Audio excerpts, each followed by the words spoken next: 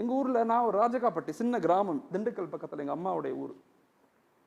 அங்கே ஒருத்தர் இருந்தார், ஹாஜாபாயின்னு ஒருத்தர் இருந்தார். ஒரு சாதாரண மனிதர், சைக்கிளில் தான் வருவார்.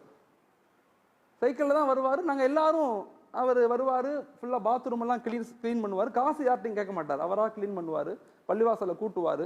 வெளியே இருந்து யாராவது தொழுகைக்கு வந்தாங்கன்னா அவங்க காரெல்லாம் கழுவி விடுவார். யாராவது கொடுத்தா வாங்கிக்குவார், யார்ட்டையும் கேட்க மாட்டார் அவர். ஆனால் என்ன சொல்லுவார், யார் முசாவா பண்ணாலும் எல்லாத்துட்டும் முசாவா பண்ணுவார். நான் ஹஜ்ஜுக்கு போகிறேன் துவா செய்யுங்கம்பார். எப்படி சொல்லுவார். நான்லாம் அப்போ ஓதுற காலம், சின்ன பிள்ளை. அப்போ நாங்கள்லாம் சின்ன பசங்கள்லாம் அவரை கேலி பண்ணுவோம். ஹஜா பாய் எப்போ ஹஜ்ஜுக்கு போகிறீங்க, எப்போ பாஸ்போர்ட்லாம் எப்போ, இந்த வந்துடும், அடுத்த வாரம் பாஸ்போர்ட் வந்துடும், அடுத்த வாரம் டிக்கெட்லாம் வந்துடும், போயிடுவேன் அப்படின்னு சொல்லுவார். எப்போ கேட்டாலும் இதான் சொல்லுவார். நான் அப்புறம் ஓதியெல்லாம் முடித்து பெரிய பிள்ளை ஆகிட்டேன். பட்டமெல்லாம் வாங்கின பிறகு நான் ஊருக்கு போகிறேன். ஊருக்கு போய் முத்தவல்லியை சந்திக்கும் போது யதார்த்தமாக கேட்குறேன், முத்தவல்லி சாப் ஹாஜாபாயை காணாமே எங்கன்னு கேட்டேன். ஹாஜாபாயை காணன்னு அவர் அழுதார், முத்தவல்லி அழுதார். நான் கேட்டேன், ஏன் ஹாஜியார் அழுகிறீங்கன்னு கேட்டேன். மொரோனா ஹாஜாபாய் மௌத்தா போயிட்டாரு அப்படின்னு சொன்னார். அப்படியா? அங்கே பெரிய ஷாக்கெல்லாம் இல்லை. மௌத்தா போயிட்டாருன்னா மௌத்தா போதானே செய்வாங்க, மௌத்தா ஆகிட்டா அப்படியா, அதுக்கே அழுகிறீங்கன்னு கேட்டேன். சொன்னார், மொரோனா எங்கே மௌத்தானார் தெரியுமா, மக்கால போய் மௌத்தா போனார். எங்கே மௌத்தானார்? காபால போய் மௌத்தா இருக்கு. எனக்கு ரொம்ப ஷாக். எப்படி ஹாஜியார் அப்படின்னு கேட்டேன். மொரோனா என் தொழுகைக்கு ரோட்டு மேலே அந்த பள்ளி இருக்கும், மக்கள்லாம் தொழுகைக்கு வருவான் காரை நிப்பாட்டிட்டு. ஒரு ஆள் தொழுகைக்கு வந்திருக்காரு, காரை நிப்பாட்டு தொழுகைக்கு வந்திருக்காரு. தொழுதுட்டு அவர் போகும்போது சாப்பாடு வாங்கி தரட்டுமா, காரெல்லாம் துடைக்கட்டுமான்னு ஹாஜாபாய் கேட்குறாரு. அதெல்லாம் ஒன்றும் வேணாம், நான் போகிறேன். அவர் போகும்போது முசாவா பண்ணியிருக்காரு. முசாவா பண்ணி நல்லா துவா இருக்கீங்களா, துவா செய்யுங்க, ஹஜ்ஜுக்கு போகிறேன்னு இருக்கார். அவர்கிட்ட போய் அவர் கேட்டார், எந்த ஹஜ்ஜுக்கு போகிறீங்க, எப்போ போகிறீங்கன்னு கேட்டார். அதெல்லாம் தெரியல, ஹஜ்ஜுக்கு போகிறேன். எந்த ட்ராவல்ஸில் போகிறீங்கன்னு கேட்டிருக்காரு. அவர் ட்ராவல்ஸ்லாம் என்னென்னு தெரியாது அவருக்கு. இந்த காரில் வந்தார்ல, இவர் ட்ராவல்ஸ் நடத்துகிறவர், இவர் எல்லாத்தையும் ஹஜ்ஜுக்கு அனுப்புகிறவர். முத்தவல்லியை கூப்பிட்டு கேட்டோடனே இப்படி சொன்னோடனே ஒன்றுமே செய்யலை வந்தவர். ஹாஜாபாய் உங்கள்கிட்ட பேக் இருக்குதா அப்படின்னு கேட்டார். எனக்கு ஒன்றுமே இல்லை. ஒன்று பேக்கை வாங்கி 2 ட்ரெஸ்ஸை வாங்கி என் கூட வர்றீங்களான்னு கூப்பிட்டு போயிட்டார் அவர்.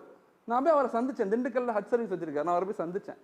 ஹாஜாபாய் ஊருன்னு அவர் அழுகிறார். இருந்துச்சு, நான் ஆயிரக்கணக்கான பேர்த்து ஹஜ்ஜுக்கு கூப்பிட்டு போயிருக்கிறேன், இவரை மாதிரி ஒரு மனிதரை நான் பார்த்ததில்லை. எல்லாம் முடிஞ்ச பிறகு லுஹருடைய தொழுகை காபாக்கு வர்றோம், தொழுகிறோம், சஜிதாலே மௌத்தா போயிட்டார். எவ்வளவு பெரிய வாய்ப்பு. அவர்கிட்ட ஒண்ணுமே இல்லை, ஓட்ட சைக்கிள் மட்டும்தான் இருந்துச்சு. ஆனா அல்லாஹ் அவரை எங்க கொண்டு போயிட்டான். சில பேர் 50 உம்ரா செய்யறோம், 50 உம்ரா, மவுத்து அங்க ஆகணும்னு, மவுத்து கிடைக்கல, இங்க வந்து தான் மவுத்து ஆகும். 10 ஹஜ்ஜு செய்யறாங்க, அங்க மவுத்தா போகணும்னு, வாய்ப்பே இல்லை, இங்க வந்து தான் மவுத்து. மனிதர்களை யாரையுமே இவங்க தாழ்ந்தவங்க உயர்ந்தவங்கன்னு நினைக்காதீங்க. எல்லாரும் உலகத்துல எல்லாரும் உயர்ந்தவங்க தான், எல்லாம் நல்லவங்க தான். மற்றவங்கள நல்ல நிலைகள்ல பாருங்க. 4 ஆட்ரிபியூட்ஸை வாழ்க்கையில உருவாக்கி கொள்ளுங்க.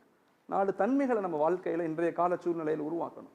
மக்கள்கிட்ட அன்பா பேசுங்க, அதிகாரமா பேசாதீங்க, அன்பா பேசுங்க, பொலைட்டா பேசுங்க. மனைவிட்ட, குழந்தைகள்கிட்ட, நண்பர்கள்ட்ட, எம்ப்ளாய்கிட்ட, யார்கிட்டையுமே அதிகார தோரணை வரக்கூடாது. என் கண்கள்ல, என் நடையில, என் ட்ரெஸ்ஸில், என் பேச்சில் அழகா இருக்கலாம். நல்ல ட்ரெஸ் போடுங்க, அழகா இருங்க, சுருமா போடுங்க, அத்தர் போடுங்க, எல்லாம் இருங்க.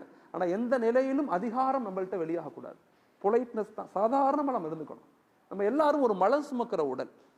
மௌத்தா போனால் நான் மௌத்தாயிட்டேன்னு வச்சுக்கோங்களேன், என்னை என் பேர் கூட சொல்ல மாட்டீங்க, ஹலீல்னு சொல்ல மாட்டீங்க. ஜனாசாவை எப்போ எடுக்கிறீங்கன்னு தான் கேட்பீங்க. என் பேர் கூட மாறிடும், ஜனாசா. ஒரே வருஷத்தில் என் மனைவி மக்கள்லாம் என்னை மறந்துடுவாங்க. அவ்வளோதான் அந்த உலக வாழ்க்கை. அதனால் அன்பை வெளிப்படுத்துங்க, அன்பா நல்ல சிந்தனைகளை பேசுங்க, பாசிட்டிவாக பேசுங்க. யாரையும் வெறுக்காதீங்க. அல்லாஹ் நம்மளை வெறுத்துட்டா எவ்வளவு பாவம் செய்கிறோம். அடுத்தவங்களுடைய அதிகாரமாக நடந்துக்கும் போது நம்மள்ட்ட அல்லாஹ் அதிகாரமாக நடந்தால் என்ன நடக்கும்? உலகத்தில் வாழ முடியாது. அதனால முதல்ல அன்பாக நடந்து கொள்ளுங்க. யாரையுமே பெருசா தயவு செய்து அதிகார தோரணையில் உங்களை குறைகளை முன்னெடுத்தாதீங்க. இந்த குறைகளுக்கு பின்னால போனவங்களுக்கு நல்ல மௌத்து வந்ததாக சரித்திரம் இல்லை. யாருடைய குறைகளையும் யோசிக்காதீங்க. எல்லாரும் நல்லவங்க தான், அவங்கவுங்க திரையிலிருந்து அவங்கவுங்க இருக்கிறாங்க. யாரையும் தப்பா நினைக்காதீங்க. 2வது, மக்களை அக்செப்ட் பண்ணிக்கங்க, ஏற்றுக்கொள்ளுங்க. உலகத்துல எல்லாரும் ஒரே மாதிரி இருக்க மாட்டாங்க. நம்ம நினைக்கிற மாதிரி உலகத்துல யாருமே கிடையாது. என் மனைவி நான் நினைக்கிற மாதிரி இருக்க மாட்டாங்க, நம்ம குழந்தைங்க நம்ம நினைக்கிற மாதிரி இருக்க மாட்டாங்க. எல்லாரும் அவங்கவங்கள மாதிரி தான் இருப்பாங்க. எல்லாரும் அவங்கவங்களுக்கு ஒரு ஆசை, அவங்கவங்களுக்கு ஒரு கோல் செட்டிங் எல்லாமே இருக்கும். அதனால எல்லாத்தையும் ஏற்றுக்கொள்ளுங்க. அல்ஹம்துலில்லாஹ் ஏற்றுக்கொள்ளுங்க. எப்ப அக்செப்டன்ஸ் வருதோ எங்கள்கிட்ட ஸ்ட்ரெஸ் இருக்காது, மன அழுத்தம் இருக்காது, எதுவுமே எங்களுக்கு நோயே வராது. எங்களுக்கு நோயே வராது. இன்னைக்கு உலகத்துல 36%, 37% முஸ்லீம்கள் நோயாளிகள். 100 பேர்த்துல 37 பேர் நோயாளிங்கிறான். ஹாஸ்பிட்டலுக்கு போனா நம்ம தான் அதிகமா இருக்கும். காரணம் என்ன? ஸ்ட்ரெஸ், மன அழுத்தம் எல்லாம். அதனால அக்செப்ட் பண்ணுங்க, ஏற்றுக்கொள்ளுங்க. அல்லாஹ் எனக்கு எதை கொடுக்குறானோ அது சிறந்தது. மாஷா அல்லாஹ். மூணாவது, எல்லா நிலையிலையுமே மக்களை மன்னிச்சிடுங்க. தண்டிக்க நினைக்காதீங்க, யாரையும் தண்டிக்காதீங்க. அஹ்சன் கமா அஹ்சன் அல்லாஹ். அல்லாஹ் நமக்கு உபகாரம் செய்வதை போல நம்ம உபகாரம் செய்யணும். யாரையும் தண்டிச்சு கஷ்டப்படுத்திடக்கூடாது. அல்லாஹ் நம்மளை மன்னிக்கணும்னு ஆசைப்பட்டோம்னா மற்றவங்களை மன்னிக்கணும். அடுத்தவங்களுடைய குறைகளை மறைச்சிட்டோம்னா அல்லாஹ் நம்ம குறைகளை மறைச்சிடுவான், நம்மளை அல்லாஹ் மன்னிச்சிடுவான். ஹஸரத் காலித் இப்னு வலீத் ரலியல்லாஹு கேள்விப்பட்டிருப்பீங்க. காபாவுடைய மக்காவுடைய வெற்றிக்கு முன்னாடி ஸல்லல்லாஹு அலைஹி வஸல்லம் உட்கார்ந்து இருக்காங்க. ஒரு சஹாபி வர்றாங்க. சஹாபி யாருன்னா காலித் இப்னு வலீத் ரலியல்லாஹுடைய அண்ணன். அவர் வர்றாரு, முசாஃபா பண்றார் ரசூல்கிட்ட. நபி கேட்குறாங்க, நல்லா இருக்கீங்களா? நல்லா இருக்கேன். உங்க தம்பி ஏன் என்ன புரிஞ்சிக்க மாட்டேங்கிறார்? காலித் இப்னு வலீத் ரலியல்லாஹு என்னை ஏன் புரிஞ்சிக்க மாட்டேங்கிறார்? நான் நல்லது தானே சொல்றேன், நான் யாரும் தப்பு சொல்லலையே. அவரை கேட்டதா சொல்லுங்க, சலாம் சொல்லுங்கன்னு சொல்றாங்க.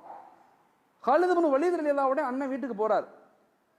அவர் யாரு? காலித் இப்னு வலீத் ரலியல்லாஹு யாருன்னு சொன்னா, பத்ர்ல வந்தது எதிரியாக, உஹதுல வந்தது எதிரியாக, கந்தக்ல வந்தது எதிரியாக மட்டும் இல்ல, ரசூலை கொலை செய்யணும்னு வந்த ஒரு நௌதுபில்லா. ரசூல் ஸல்லல்லாஹு கேட்கறாங்க, அவர் நல்லா இருக்காரா? அண்ணன் போய் தம்பிகிட்ட சொன்னோடனே காலித் இப்னு வலீத் ரலியல்லாஹு எந்திரிச்சு அழுகுறாங்க. ரசூல் என்ன கேட்டாங்களா? ஆமா, உங்களை தான் கேட்டாங்க, நலம் விசாரிச்சாங்க, நல்லா இருக்கீங்களான்னு கேட்டாங்க, உங்களுக்கு துவா செஞ்சாங்க.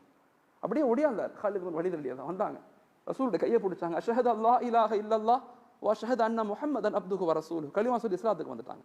அவங்க பேர் என்ன? சைஃபுல்லா, அல்லாஹுடைய வாள்னு பின்னாடி பேர் எடுத்தாங்க. எந்த யுத்தத்துக்கு போனாலும் வெற்றி. அவ்வளோ பெரிய வலிமையான நபர். அந்த மன்னிப்பின் காரணமாக எவ்வளவு மக்களை நாங்கள் மன்னிக்கிறதே இல்லை. மனைவியை மன்னிக்கிறது இல்லை, அண்ணனை மன்னிக்கிறது இல்லை, தம்பியை மன்னிக்கிறது இல்லை, எம்ப்ளாய் யாரையும் மன்னிக்கிறது இல்லை. தயவு செய்து மன்னிக்கக்கூடிய தன்மைகளை அதிகரிச்சுக்கணும். மூணாவது, உம்மத்துக்காக துவா செய்யணும். நமக்காக மட்டும் நம்முடைய வாழ்க்கையை வச்சுக்காம சமூகத்துக்காக. ஒபுத்தகை ஃபீமா ஆத்தாக் அல்லாஹ், ஒபுத்தகை ஃபீமா ஆத்தாக் அல்லாஹ். எனக்கு கொடுக்கப்பட்டது நான் தேடிய ஒன்று அல்ல, அல்லாஹ் எனக்கு கொடுத்தது. என்னுடைய அறிவு, என்னுடைய பொருளாதாரம், என்னுடைய கல்வி, என்னுடைய அதிகாரம், எனக்கு கொடுக்கப்பட்ட பொறுப்புகள் எல்லாம் நான் கஷ்டப்பட்டு அடைஞ்சதல்ல, அல்லாஹ் என்னை செலக்ட் பண்ணி கொடுத்தது. அது எனக்கு ஆனது மட்டுமில்லை, எல்லாத்துக்கும் ஆனது. அப்படிங்கிற மனநிலையை நாமளும் உருவாக்கணும். நம்முடைய குழந்தைகளோட உட்காந்து பேசுங்க, மனைவியோடு உட்காந்து பேசுங்க, சமூகத்தை அல்லாஹோடு இணைக்க முயற்சி செய்யுங்க. எப்பயுமே பிரச்சனைகளை பேசாதீங்க, தீர்வுகளை பேசுங்க. பிரச்சனைகள் ஷைத்தான் இருக்கிற வரைக்கும் பிரச்சனைகள் இருக்கத்தான் செய்யும். பாசிட்டிவா திங்க் பண்ணுங்க. எல்லாமே நல்லதுக்கு தான், எல்லாம் நல்லா தான் நடக்குது. எல்லா மக்களும் இப்போ விழிப்புணர்வு அடைஞ்சிட்டாங்க.